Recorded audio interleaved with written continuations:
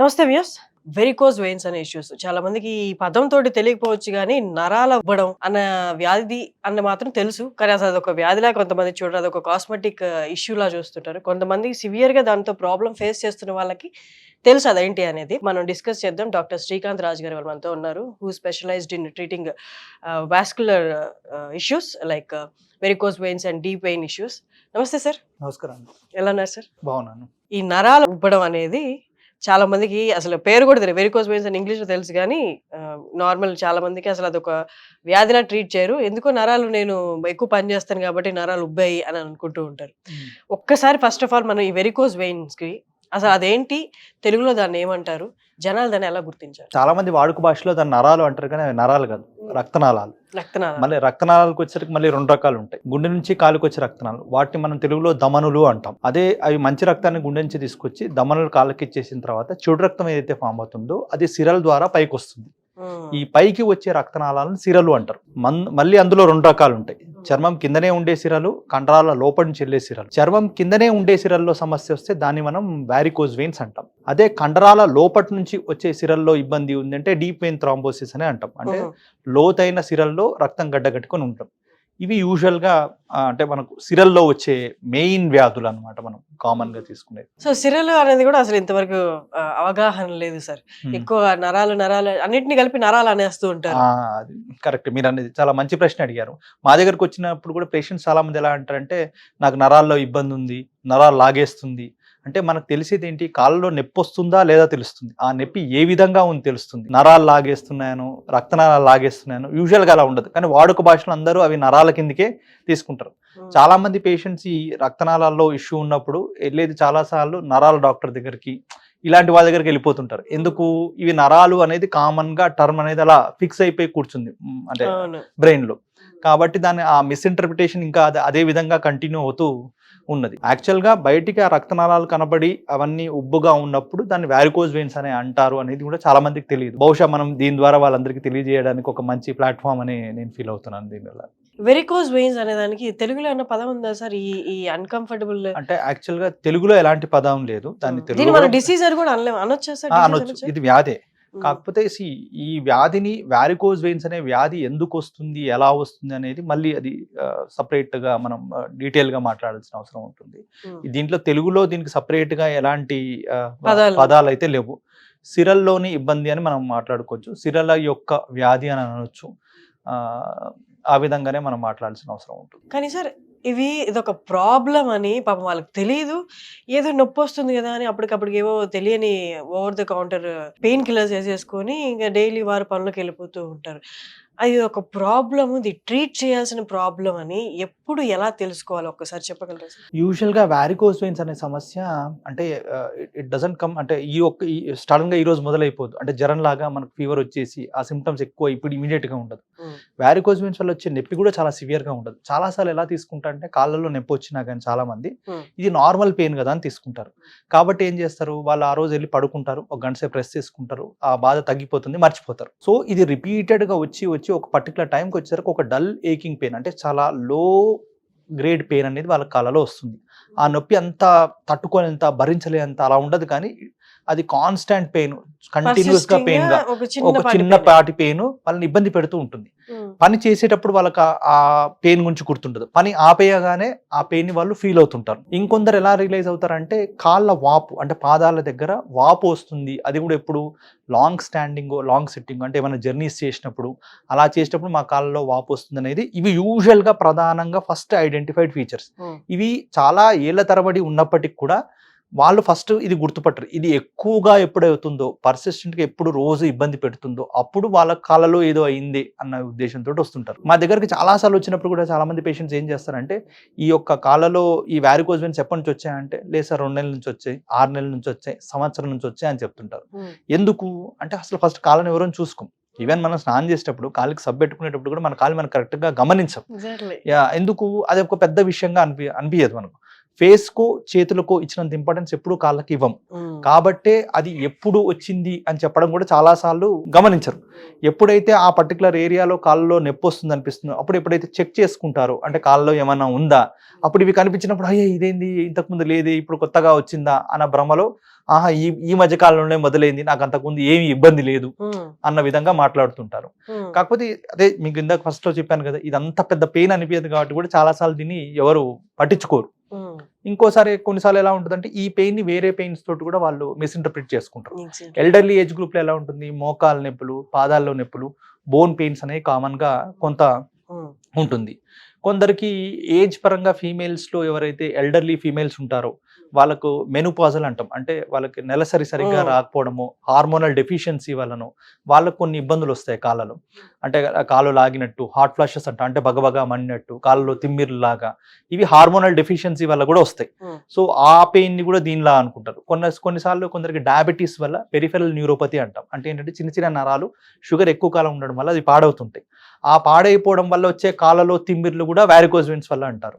కానీ యూజువల్ గా varicose veins వల్ల అలా ఆ సిమ్టమ్స్ ఎప్పుడు రావు. దాన్ని దీనికి ఆపాదించుకుంటూ ఉంటారు. మాకు మోకాల నొప్పులు కూడా వారికోజ్ వెయిన్స్ అన్నట్టు మాట్లాడుతుంటారు. కొందరు వచ్చినప్పుడు మోకాలు అంటే ఏంటి, ఓన్లీ ముందు పాటే మోకాలు, వెనకాలది మోకాలు కాదు అనుకునే వాళ్ళు కూడా ఉన్నారు. సార్ నాకు ఇక్కడ పెయిన్ వస్తుంది అనండు, అది మోకాల నొప్పి కదమ్మా అంటే కాదు కదా సార్, అది మోకాలు కాదు కదా సార్, ఇది వెనకాల వస్తుంది, మోకాలు అంటే ఇది కదా సార్ అని చెప్తారు. మోకాలు అంటే మనకు పూర్తిగా నీ జాయింట్ మొత్తం ముందు నుంచి వెనకాల వరకు అది నీ జాయింట్ కిందకే వస్తుంది. యూజువల్ గా జాయింట్ పెయిన్స్ ఎప్పుడు కూడా వారికోజ్ వెయిన్స్ వల్ల రాదు. ఈ నొప్పి పర్టికులర్ నొప్పి ఈ పార్ట్ లో వస్తుందని చెప్పడమే, గుర్తించడమే కొంచెం కష్టంగా ఉంది. వెరికోజ్ వెయిన్స్ ఎవరి దగ్గరికి వెళ్ళాలి వస్తే అన్నది. వారికోజ్ వెయిన్స్ అనే సమస్యకు ప్రధానంగా యూజువల్ గా వాస్కులర్ సర్జన్స్ గా మేము ట్రీట్మెంట్ ఇస్తూ ఉంటాం. చాలా చోట్ల ఎలా అయిపోతుంటే వారికోజ్ వెయిన్స్ ఇందాక మీకు చెప్పినట్టు సిమ్టమ్స్ ఫస్ట్ కరెక్ట్ గా ఐడెంటిఫై చేయకుండా చాలా చోట్ల ఏమంటామంటే వారికోజ్ వెయిన్స్ ఎరాడికేషన్ ప్రోగ్రామ్ జరుగుతుంది. అంటే అన్ఇండికేటెడ్ కేసెస్, అంటే ఈ కేసు కి వారికోజ్ వెయిన్స్ కి ఆపరేషన్ చేయాలా వద్దా అనేది ఫస్ట్ డిసైడ్ చేసుకొని చేయాలి. ఇందాక మీకు చెప్పాను చూసారా, వివిధ కారణాల వల్ల కూడా కాళ్ళలో పెయిన్ ఉంటాయి. కనిపించిన ప్రతి వారికోజ్ వెయిన్స్ కి ప్రొసీజర్ అవసరం ఉండదు. మనం వారికోజ్ వెయిన్స్ కి ప్రొసీజర్ చేస్తే వారికోజ్ వెయిన్స్ వల్ల వచ్చే సమస్యలు తగ్గుతాయి, కానీ మిగతా వ్యాధుల వల్ల వచ్చే సమస్యలు తగ్గవు. అవి తెలియకపోవడం వల్ల ఆ కాళ్ళు వచ్చింది కదా, కనబడ్డాయి కదా వారికోజ్ వెయిన్స్ అని చాలా చోట్ల బయట ప్రొసీజర్స్ జరుగుతున్నాయి. దానివల్ల ఏంటంటే డిస్సాటిస్ఫైడ్ పేషెంట్స్, అంటే వారి సమస్యలు తగ్గనప్పుడు ఆ పేషెంట్స్ మా దగ్గరకు వస్తుంటారు. ఏంటి సార్ మీలాంటి వారు ఎప్పుడు టీవీలో కనపడరు, మీరు ఎక్కడ ఇంటర్వ్యూలో కనపడరు, మాకేం తెలియదు, మాకు చూస్తేనేమో ప్రొసీజర్ అయిపోయింది, కాళ్ళు నొప్పి తగ్గలేదు, లేదా ప్రొసీజర్ అయిపోయింది కానీ మళ్ళీ రికరెన్స్, అంటే మళ్ళీ ఈ వ్యాధి సోకింది, ఎందుకు ఇలా వస్తుంది, ఈ సమస్యలతో ఎక్కువ వచ్చే వాళ్ళ మా దగ్గర. అంటే ఎవరు ట్రీట్ చేస్తున్నారు, ఏ డాక్టర్ ట్రీట్ చేస్తున్నారు అంటే యూజువల్ గా దీంట్లో చాలా చోట్ల ఎలా ఉందంటే ఎక్స్పర్టీస్ దీంట్లో ఎవరికి ఉందనేది ముఖ్యం. ఫస్ట్ ఒక వాస్కులర్ సర్జన్ గా దీని మీద ఎక్స్పర్టీస్ ఎక్కువగా, అంటే వారికోజ్ వెయిన్స్ కావచ్చు, అంటే రక్తనాళాల మీద ఎక్కువగా మేము స్పెషలైజేషన్ చేయడమే దాని మీద చేసాం. ఇంకోటి we have a clinical knowledge, అంటే ఒక ఎంఎస్ జనరల్ సర్జరీ చేసి దాని తర్వాత వాస్కులర్ సర్జరీ అనేది చేసాం. ఒక సర్జన్ గా మాకు ఏ ప్రొసీజర్స్ ఓపెన్ చేయాలి, ఏ ప్రొసీజర్స్ కి మనం మినిమల్లీ ఇన్వేజివ్ టెక్నిక్స్ ద్వారా చేయాలి, పేషెంట్ కి అసలు ఏది సూట్ అవుతుంది, ఏది చేయడం వల్ల వారికి ఉన్న ప్రైమరీ సమస్య తగ్గుతుంది అనేది యూజువల్ గా మాకు ఈ దాంట్లో పరిజ్ఞానం ఎక్కువగా ఉంటుంది. ఒక విధంగా మేము వాస్కులర్ సర్జన్స్ కదా అని చెప్పి కార్డియాలజీ టెరిటరీలో ఎంటర్ కాలేం కదా, అంటే వాళ్ళు they are best in that. మేము ఒక మెడికల్ గ్యాస్ట్రాంటాలజిస్ట్ ఏంది, వాళ్ళ దాంట్లో వాళ్ళు బెస్ట్ ఉంటారు. సో రక్తనాళాల పరంగా వస్తే ఎప్పుడైనా అది మేమే బెస్ట్, అది సిరలు కానీ ధమనులు కానీ ఏది కానీ. ఎందుకు దీంట్లో ఓపెన్ సర్జరీస్ కావాలన్నా, ఎండోవాస్కులర్ చేయగలిగినా కానీ, అంటే మినిమల్ ఇన్వేజివ్ టెక్నిక్స్ చేయగలిగినా కానీ, అవి రెండు చేయగలిగిన వ్యక్తులు మేము. సో ఆ విధంగా ఎక్కువ జస్టిఫై మేము చేయగలము అనే విషయాన్ని మాత్రం నేను ఖచ్చితంగా చెప్తాను. ఎందుకంటే కొన్ని వేరే బ్రాంచెస్ లో వాళ్ళు కూడా వాస్కులర్ ప్రొసీజర్స్ కొన్ని చేస్తారు, కానీ దాంట్లో వాళ్ళకి ఏమైనా కాంప్లికేషన్స్ వచ్చినా, దాంట్లో ఓపెన్ సర్జరీ అవసరం పడ్డా అది మళ్ళీ మా దగ్గరకే రావాలి. అవి రెండు చేయగలిగిన వ్యక్తులం కాబట్టి మేము we will be doing more justifiable things to the patient. అంటే పేషెంట్ కి న్యాయం ఎక్కువగా మా దగ్గర జరుగుతుంది ఈ యొక్క వ్యాధులకు. యాక్చువల్లీ మేము థ్యాంక్ యూ చెప్పాలి సార్ మీకు, ఎందుకంటే చాలా మందికి ఎవరి దగ్గరికి వెళ్ళాలి అవగాహన లేదు, ఇది అసలు ప్రాబ్లమ్ గా గుర్తించాలన్న అవగాహన కూడా లేని వాళ్ళు ఉన్నారు. సో మీరు ఇట్లా బయటకు వచ్చి ఇంటర్వ్యూస్ ఇవ్వడం వల్ల ఎవరైతే ప్రాబ్లమ్స్ ఫేస్ చేస్తున్నారో దాన్ని అసలు గుర్తించగలరు ఫస్ట్, తర్వాత మీ దాకా రాగలరు. సో మీరు ఇలా రెగ్యులర్ గా వచ్చి ఇస్తూ ఉంటే వాళ్ళకి కొంచెం అవగాహన పెరుగుతూ ఉంటుంది. Sir exactly coming to treatment, ఎవరికి ట్రీట్మెంట్ చేయొచ్చు, ఏజ్ లిమిట్ ఏదైనా ఉందా, ఎప్పుడు యాక్చువల్ ట్రీట్మెంట్ స్టార్ట్ చేస్తారు, సివియర్ కేసెస్ లో ఏ కైండ్ ఆఫ్ ట్రీట్మెంట్ ఉంటుంది? అంటే దీనికి ఏజ్ లిమిట్ అంటూ యూజువల్గా ఏంటంటే ఒక విధంగా చెప్పాలంటే ఒకప్పుడు ఇది 40s 45s తర్వాతని ఈ వారికోజ్ వెయిన్స్ అనే సమస్య ఇనిషియల్గా మొదలయ్యేది. ఈ మధ్య మనకున్న మోడర్న్ థింగ్స్లో, సెడెంటరీ లైఫ్ స్టైల్లో ఈ సమస్యలు చాలా అర్లీగా వస్తున్నాయి. ఈ మధ్యకాలంలో నేను అర్లియెస్ట్ పేషెంట్ అంటే ఒక 15 years old బాయ్లో ఒక గాయంతో చూసాం. అది చాలా అంత అర్లీగా ఎవరికి రాదు. కాకపోతే ఈ మధ్యకాలంలో డిసీజ్ అనేది చాలా షిఫ్ట్ అయిపోతుంది. అంటే ఇంతకుముందు ఎల్డర్లీ ఏజ్ గ్రూప్లో ఉన్న వ్యాధులు కాస్త మెల్లమెల్లగా షిఫ్ట్ అవుతూ ఇప్పుడు యంగర్ ఏజ్ గ్రూప్లో కూడా వస్తుంది. ఎందుకు దానికి రావడానికి కారణం ఏంటంటే మెయిన్గా మన సెడెంటరీ లైఫ్ స్టైల్. ఒకప్పుడు ఒక 100 ఏళ్ల క్రితం ఇప్పుడు మన తాత ముత్తాతల వాళ్ళ గురించి మాట్లాడుకుంటే they use to work in farm lands. అంటే వాళ్ళు చాలా వ్యవసాయం చేసేవాళ్ళు, చాలా కష్టం ఎక్కువ చేసేవాళ్ళు, శారీరక శ్రమ చాలా ఎక్కువగా చేసేవాళ్ళు, ఎక్కువ దూరాలు నడిచేవాళ్ళు, పరిగెత్తేవాళ్ళు, బరువులు లేపేవారు. ఇప్పుడు మనకు వచ్చేసరికి మనకు చాలా రకాల కంఫర్ట్స్ వచ్చేసాయి. మన సెడెంటరీ లైఫ్ స్టైల్ చాలా ఎక్కువగా ఉంది.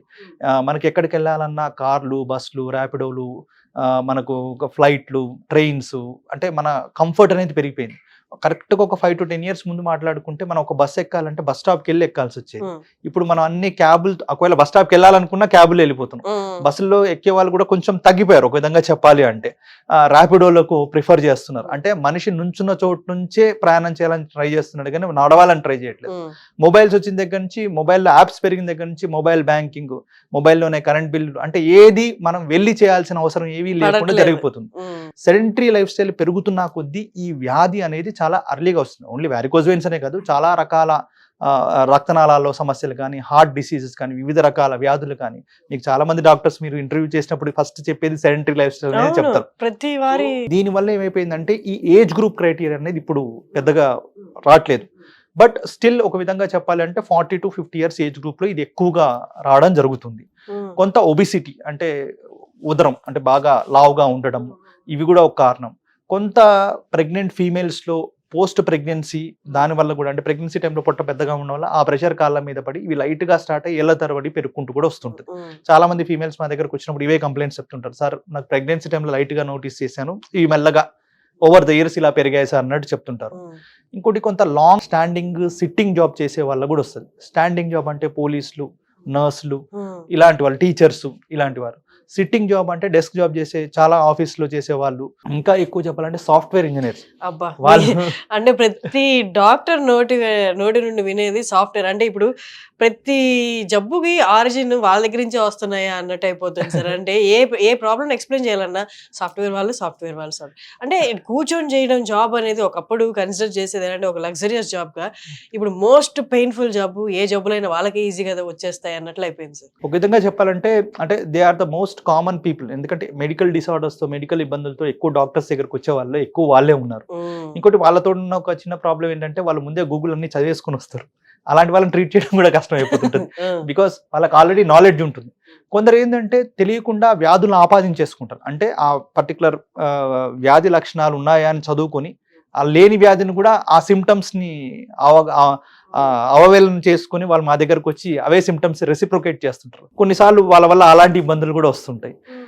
కొంచెం స్ట్రెస్ లెవెల్స్ కూడా వాళ్ళు ఎక్కువగా తీసుకుంటారు. ఆ జాబ్లో ఉన్న వాళ్ళకు ప్రొలాంగ్డ్ సిట్టింగ్, కొన్ని వాళ్ళ డెలివరబుల్స్ కరెక్ట్ టైంకి చేయడానికి గంటలు కూర్చొని జాబ్ చేస్తారు. మెంటల్గా ఇప్పుడు మన జనరేషన్లో ఇప్పుడున్న యూత్లో కానీ, ఇప్పుడున్న మిడిల్ క్లాస్లో ఉన్న వాళ్ళు కానీ, అంటే మిడిల్ ఏజ్ గ్రూప్లో ఉన్న వాళ్ళు కానీ, వీళ్ళందరూ what are they going through is they are spending a lot of time on their brains rather than our body. ఇప్పుడు మన నాన్నగారు, అంతకంటే తాతగారు ఏజ్ గ్రూప్లో వీళ్ళందరూ కూడా ఏంటంటే ఫిజికల్గా కూడా కొంచెం ఎక్కువ ఫిట్గా ఉన్నారు. మన ఏజ్ గ్రూప్ వచ్చేసరికి లేదా నెక్స్ట్ యంగర్ జనరేషన్కి వచ్చేసరికి వాళ్ళందరికీ ఏంటంటే they have a lot of luxurious life. అంటే చాలా ఎక్కువ విలాసవంతమైన జీవితాలు అనేది ఉంది. దానివల్ల ఫిజికల్ యాక్టివిటీ తక్కువ అయిపోవడం వల్ల వీళ్ళకు వ్యాధులు అనేది చాలా తొందరగా సోకే అవకాశం ఉండేది. ఒకప్పుడు మనం విని ఉంటాం డయాబెటీస్ అనేది 50 years 60 years వచ్చేదని. ఇప్పుడు 30 years 35 years వస్తుంది. 35 years స్టంట్లు పడుతున్నాయి, హార్ట్ సర్జరీస్ అవుతున్నాయి. ఇవన్నీ ఎందుకు అంటే సెడెంటరీ లైఫ్ స్టైల్ వల్ల ఇవన్నీ ఎక్కువ అవుతున్నాయి. ఈ సెల్ఫ్ ఎడ్యుకేషన్ అనేది ఆన్ ప్రాబ్లమ్స్ గూగుల్ సెర్చ్ చేసి అనుకొని, అంటే ఒక నిర్ధారణకు వచ్చేసి ఓకే నాకు ఈ కైండ్ ఆఫ్ సింటమ్స్ ఉన్నాయి కాబట్టి నేను ఈ ప్రాబ్లం ఫేస్ చేస్తున్నాను అనుకొని సొంత మెడికేషన్ తీసుకొని దాన్ని సివియర్ చేసుకొని వెరికోజ్ వెయిన్స్ మీ దగ్గరికి వచ్చిన పేషెంట్స్ ఉన్నారా? ఉన్నారండి, డెఫినెట్గా ఉన్నారు. ఎలా ఉంటుంది అంటే ఆ వ్యాధి లక్షణాలు ఇవే, నాకు ఈ సిమ్టమ్స్ ఉన్నాయి అంటే నాకు వ్యాధిలో ఒకటి ఉంటుంది, గూగుల్లో ఉంది కానీ ఇప్పుడు చాట్ జీపీటీ అని వచ్చింది, వీటిల్లో ఉంది కానీ వాటిల్లో ఉంది, ఒక డాక్టర్ దగ్గర లేనిది అనేది ఏమీ లేదు. రెండిట్లో ఒకటే. కాకపోతే చాట్ జీపీటీలో కానీ గూగుల్లో లేనిది ఒక డాక్టర్గా మా దగ్గర ఉంది ఏంటి ఎక్స్పీరియన్స్, ఎగ్జాక్ట్లీ. ఎక్స్పర్టీస్. యా. మీకు అర్థమైందా? అంటే దాంట్లో ఉన్న సిమ్టమ్స్ అన్ని ప్రతి ఒక్క పేషెంట్కి ఉండాల్సిన అవసరం లేదు. ఫర్ ఎగ్జాంపుల్ కడుపు నొప్పి ఉంది అనుకోండి, కడుపు నొప్పికి 10 కారణాలు ఉంటాయి. కడుపు నొప్పి ఉన్న ప్రతి ఒక్క పేషెంట్కి అపెండిసైటిస్ ఉన్నట్టు కాదు, మన పేగులో ఏదో చిల్లు పడినట్టు కాదు. దానికి 100 రీజన్స్ ఉంటాయి. అవి చూసుకొని ఆ పేషెంట్కి అది నిజంగా ఉందా లేదా అంటే సిమ్టమ్స్తో పాటు క్లినికల్ ఎగ్జామినేషన్. ఏ వ్యాధికైనా ఫస్ట్ ఇవి 2 ముఖ్యం. ఈ వ్యాధి లక్షణాలు, ఆ సిమ్టమ్స్, ఆ యొక్క క్లినికల్ ఎగ్జామినేషన్ బేస్ చేసుకొని అవసరాన్ని బట్టి మనం పర్టికులర్ ఇన్వెస్టిగేషన్ చేసి దాని ద్వారా ఈ పర్టికులర్ డయాగ్నోసిస్ అనేది మనం అరైవ్ అవుతాం. అంతేగాని ఆ సిమ్టమ్స్ పట్టుకొని ఆ సిమ్టమ్స్ గూగుల్లో కొట్టామనుకోండి, పెయిన్ అబ్డమిన్ అని ఒకటి మనం కొట్టామనుకో, అంటే పొట్టలో నొప్పి. క్యాన్సర్ లో కూడా పొట్టలో నొప్పి ఉంటుంది. Does it mean that every patient has a cancer? అంటే ఈ మిస్ఇంటర్ప్రిటేషన్ ఆఫ్ ఫ్యాక్ట్స్ వల్ల చాలా మంది ఏంటంటే ఈ వ్యాధి లక్షణాలు చాలా సివియర్ గా తీసుకొని వచ్చే వాళ్ళు ఉన్నారు. కొన్నిసార్లు అలా చేయడం వల్ల మా దగ్గరకు వచ్చి ఏమడుగుతారు, సార్ మాకు ప్రొసీజర్ చేసేయండి, నాకు అది ఉండకూడదు, రేపు భవిష్యత్తులో ఎప్పుడైనా ఇబ్బంది వస్తే నాకు ఇంటి ఇప్పుడే చేసేయండి అనే వాళ్ళు కూడా ఉన్నారు. ఇదేమి అది కాదు కదా, అంటే బిస్కెట్ లాగా చాక్లెట్ లానో కాదు కదా, వచ్చారు నువ్వు చేయించుకునే మోటివేషన్ ఉంది కదా అని చేయాల్సిన అవసరం లేదు. నిజంగా పేషెంట్కి వాటి వల్ల సమస్యలు ఉందా లేదా. ఇంకోటి చాలాసార్లు ఎలా ఉంటుందంటే వారికోజ్ వెయిన్స్ కనిపించినంత మాత్రం మనం ఆపరేషన్ చేయాల్సిన అవసరం ఉండదు. కన్జర్వేటివ్ మేనేజ్మెంట్ అంటాం. అంటే ఏంటిది, వారికోజ్ వెయిన్స్ ఉన్నప్పటికీ అది ఆపరేషన్ దశకు లేదు కాబట్టి ఇనిషియల్గా పేషెంట్ లైఫ్ స్టైల్ మోడిఫికేషన్స్ చేసుకోగలిగితే మనం ఆపరేషన్ అవాయిడ్ చేసే అవకాశాలు ఉంటాయి, అంటే పోస్ట్ పోన్ చేసే అవకాశాలు ఉంటాయి. ఒకసారి వారికోజ్ వెయిన్స్ వచ్చింది అనుకోండి, అది పోదు, కానీ దాన్ని పెరగకుండా ఆపరేషన్ దశకు రాకుండా చూసుకోవాల్సిన బాధ్యత మన మీద ఉంటుంది. అలాంటి వ్యక్తులకు మనం ఏం చేస్తాం, కొంచెం వెయిట్ లాస్ కమ్మని ఫిజికల్ యాక్టివిటీ, ఐదర్ వాకింగో, జాగింగో, రన్నింగో, సైక్లింగో, యోగానో, కొందరికి షటిల్ ఇష్టం, బ్యాడ్మింటన్ ఇష్టం, ఏదో రకమైన ఫిజికల్ యాక్టివిటీ ఇదే చెయ్యాలి అని ఎక్కడా లేదు. వాళ్ళకి ఏది కంఫర్టబుల్ ఉంటుంది, వాళ్ళు ఏది చేసుకోగలుగుతారో అది చేసుకోమని చెప్తాం. కొంత వీలున్నంత వరకు మోకాల కింది భాగం వరకు స్టాకింగ్స్ వేసుకోమని చెప్తాం. దానివల్ల ఏమైపోతుందంటే దాదాపు డిసీజ్ కంట్రోల్ ఉంటుంది. చాలా మంది ఏం చేస్తారంటే స్టాకింగ్స్ దగ్గరకు వచ్చేసరికి they feel it like a punishment, అంటే నేను ఒక్కరినే ఇంట్లో చేయాలి, మిగతా వాళ్ళందరూ చేయట్లేరు కదా, అలా తీసుకుంటారు. When you look at it, అంటే ఎప్పుడైతే మీరు దాన్ని పనిష్మెంట్ లా చూస్తారో it will look like a punishment. If you look it like a treatment, అది ట్రీట్మెంట్ లా కనబడుతుంది. సో ఇప్పుడు షుగర్ ఉంది, నేను షుగర్ టాబ్లెట్ వేసుకున్నాను లేదా షుగర్ ఇంజెక్షన్ తీసుకున్నాను, లడ్డు తింటాను, ఎక్సర్సైజ్ చేయాలంటే వీలవుతుందా? కాదు కదా. అంటే మనం షుగర్ టాబ్లెట్ వేసుకోవాలి, ఎక్సర్సైజ్ చేయాలి, షుగర్ పదార్థాలు కూడా తినకూడదు. ఎప్పుడైతే ఇవి కరెక్ట్గా చేయగలుగుతామో ఆ వ్యాధి రాదు. అంతేకాని అన్ని డాక్టరే చేయలేడు, అన్ని మందులు కూడా చేయలేవు, మనం చేయాల్సినవి కూడా చాలా ఉన్నాయి. సార్ ఫస్ట్ టైం నేను ఎప్పుడైతే వెరికోజ్ వెయిన్స్ అనే పదం విన్నానో, ఎగ్జాక్ట్ గా ఆ పర్సన్ గుర్తులేదు కానీ ఆ పర్సన్ నోట ఇది కూడా విన్నాను అనమాట. జస్ట్ డాక్టర్ కాదు, వెరికోజ్ వెయిన్స్ అనేవి చాలా కామన్, దాన్ని ట్రీట్ చేయాల్సిన అవసరమే లేదు. ఈవెన్ మన పాత స్కల్ప్చర్స్ చూసుకున్నా కూడా, గ్రీక్ స్కల్ప్చర్స్ చూసినా కూడా నరాలు వాళ్ళు చెక్కుంటారు, మన పాత స్కల్ప్చర్స్ చూసినా కూడా చెక్కుంటారు. ఇవన్నీ కామన్, ఎప్పటి నుంచో ఉన్నవే, దాన్ని ట్రీట్ చేయాల్సిన అవసరమే లేదు అని ఒక మిత్ ఉంది. అంటే యూజువల్గా ఎలా ఉంటుందంటే వారికోజ్ వెయిన్స్ కనపడిన ప్రతి పేషెంట్కి మనం ట్రీట్ చేయాలని లేదు. వెదర్ సిమ్టమ్స్ ఉన్నాయా లేదా, ఆ సిమ్టమ్స్ వల్ల పేషెంట్కి ఇబ్బంది కలుగుతుందా లేదా అనేది ఇంపార్టెంట్. సో సిమ్టమ్స్ పరంగా అంటే ఏంటి అంటే, చాలా మంది పేషెంట్స్కి ఎలా ఉంటుంది, కాళ్ళు లాగినట్టు, గుంజినట్టు, కాళ్ళలో బరువుగా ఉండడము, కాళ్ళు అంటే వాళ్ళు చేసుకునే పనిని చేసుకోనేలంత ఇబ్బంది పెట్టడము జరుగుతుంది. ఇది ఒకటి. 2, కాళ్ళలో వాపు, పాదం దగ్గర వాపు రావడము.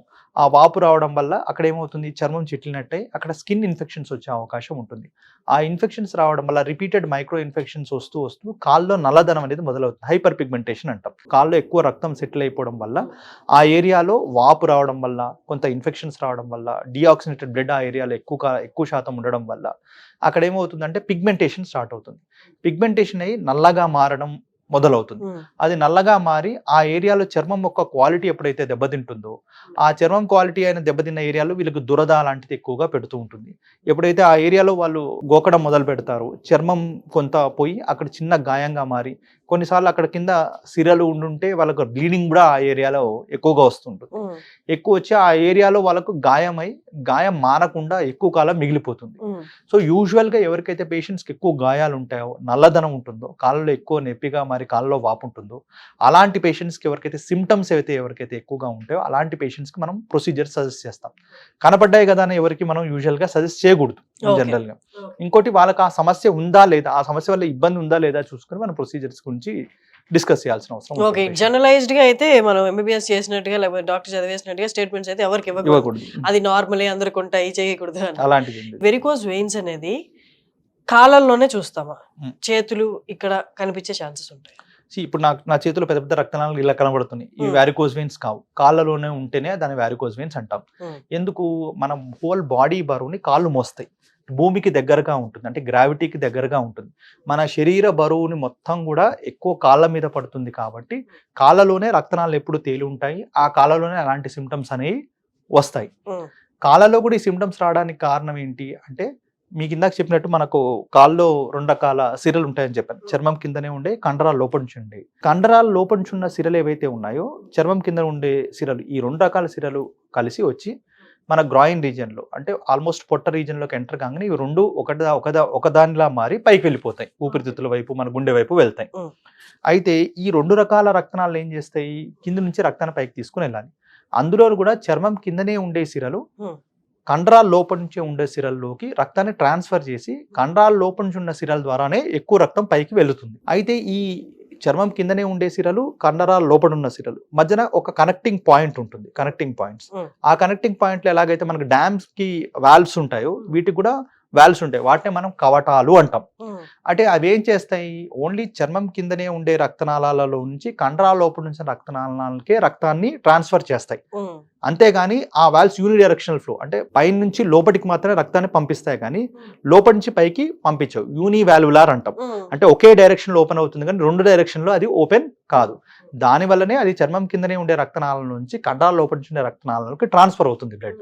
ఎప్పుడైతే ఈ కవటాలలో ఈ వాల్వ్స్ లో ఇబ్బందులు ఉంటాయో, చర్మం కిందనే ఉండే రక్తనాళాల నుంచి కండరాల లోపలికి వెళ్లాల్సిన రక్తం కాస్త కండరాల లోపలి నుంచి ఉన్న రక్తం నుంచి లోపలికి దీంట్లోకి వచ్చేస్తుంది, అంటే రివర్స్ ఫ్లో అవుతుంది.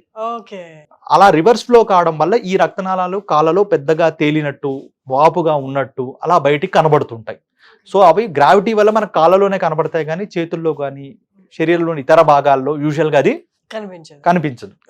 సో ఇది యూజువల్ గా దానిలోని డిసీజ్ ప్రాసెస్, అంటే ఎలా వస్తుంది అనేది. సార్ ట్రీట్మెంట్స్ అంటే యాక్చువల్లీ ట్రీట్ చేయాల్సిన సిచ్యువేషన్ వచ్చింది ఒక పర్సన్ కి, అంటే ట్రీట్మెంట్ ఏముంటది? ఆ ట్రీట్మెంట్ పేరేంటి? అంటే యూజువల్ గా దీంట్లో ఇప్పుడు మోడర్న్ ట్రీట్మెంట్స్ అని మినిమల్ ఇన్వేజివ్ ట్రీట్మెంట్స్ వచ్చాయి. అంటే రేడియో ఫ్రీక్వెన్సీ అబ్లేషన్ అని, లేజర్ అని, ఇప్పుడు లేటెస్ట్ గా సూపర్ గ్లూ థెరపీ అని గ్లూ పద్ధతి ద్వారా కూడా ట్రీట్మెంట్ జరుగుతుంది. ఇవన్నీ మినిమల్లీ ఇన్వేజివ్ టెక్నిక్స్. వీటిల్లో చాలా అంటే డే కేర్ ప్రొసీజర్స్ లా చేయొచ్చు. అంటే పేషెంట్ ఉదయం హాస్పిటల్ నడుచుకుంటూ వస్తే ప్రొసీజర్ చేయించుకొని వారంతా వారే నడుచుకుంటూ ఇంటికి వెళ్ళిపోవచ్చు.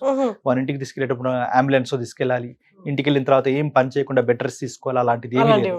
ఈవెన్ డెస్క్ జాబ్ చేసుకునే వాళ్ళు ఉంటే వెరీ నెక్స్ట్ డే నుంచి వాళ్ళు జాబ్ కూడా వెళ్ళొచ్చు అని చెప్తాం. ఎందుకంటే సరిగ్గా వాకింగ్ చేయకపోతే, ఇందాక మీకు చెప్పాను చూసారా, కండరాల లోపల నుంచి రక్తనాళాల్లో రక్తం గడ్డగట్టుకునే అవకాశం ఉంటుంది ఎక్కువ బెడ్ రెస్ట్ తీసుకుంటే. అందుకే నార్మల్ ఫిజికల్ యాక్టివిటీ, ఆపరేషన్ ముందుకు ఎలా ఉన్నారో అలానే చేయొచ్చు అని చెప్తాం. ఎక్కడ మనం కట్ చేసి యూజువల్ గా పెద్ద పెద్దగా కట్ చేసి అలాంటి ఆపరేషన్స్ ఏవి ఉండవు. చాలా సింపుల్ గా ఉంటుంది. వాళ్ళ క్వాలిటీ ఆఫ్ లైఫ్ కూడా చాలా బెటర్ గా ఉంటుంది. నెంబర్ ఆఫ్ కట్స్ అలాంటివి అసలు లేకుండా ఉండడానికి మాక్సిమం ప్రయత్నం చేస్తాం. ఎప్పుడెప్పుడైతే మీకు ఇందాక పెద్ద పెద్ద రక్తనాళాలలాగా ఇంత లావుగా ఉంటాయో అప్పుడు మైక్రో కట్స్ కొందరికి అవసరం పడవచ్చు. అది పేషెంట్ టు పేషెంట్ బేసిస్ చూసుకొని చేస్తాం, individual basis. Usual most of the patients case అవసరం పడకుండానే మనం నో కట్ నో స్కార్ అన్నట్టే చేస్తాం అనమాట. ఈ మైక్రో కట్స్ చేసినప్పటికీ వాళ్ళకి స్కార్స్ కూడా ఏమీ ఉండవు, ఎందుకంటే 0.5 సెంటీమీటర్స్ కట్స్ ఉంటాయి ఒకవేళ చేసినప్పటికీ కూడా. సో చాలా అడ్వాన్స్ టెక్నిక్ ద్వారా ఉంటుంది. ఇప్పుడు ఏదైతే సూపర్ గ్లూ థెరపీ అని ఒకటి మనం చేస్తున్నామో దాంట్లో ఏంటంటే గమ్ అనేది దాంట్లో పెడతాం, మెడికేటెడ్ గమ్ అంటాం. ఆ గమ్ పెట్టడం వల్ల అసలు వాళ్ళకు నెంబర్ ఆఫ్ ఇంజెక్షన్స్ కానీ అవి ఇవ్వడం కూడా చాలా తక్కువగా ఉంటాయి. సో చాలా స్మూత్ గా అయిపోతుంది. ప్రపంచవ్యాప్తంగా ఇప్పుడు అది మోస్ట్ అడ్వాన్స్డ్ టెక్నిక్. చాలా ఎక్కువ మంది దాన్ని చేయించుకుంటున్నారు, ఎందుకంటే సింపుల్ గా అయిపోతుంది కాబట్టి. అది పెయిన్ ఉంటుందా సార్? అది అంటే యూజువల్ గా పెయిన్ఫుల్ గా ఏమి ఉండదండి. మనకు మన నార్మల్ ఇంజెక్షన్ తీసుకున్నప్పుడు ఎలా ఉంటుందో 1-2 ఇంజెక్షన్స్ ఉంటాయి, ఆ ప్రిక్ తప్ప పెద్దగా ఏమి ఉండదు. దీంట్లో యూజువల్ గా అనస్థీషియా అవసరం కూడా ఉండదు, సింపుల్ గా అయిపోతుంది. Thank you sir, thank you so much. చాలా చక్కగా ఎక్స్ప్లెయిన్ చేశారు. ఐ హోప్ ఈ వీడియో చూస్తున్న వాళ్ళందరికీ కొంచెం కన్ఫ్యూజన్ ఉంటే మీ ఎక్స్ప్లెనేషన్ తో కన్ఫ్యూజన్ పోయి వాళ్ళకి క్లారిటీ కూడా వస్తుందని ఆశిస్తున్నాను. Thank you so much. Thank you, నమస్కారం.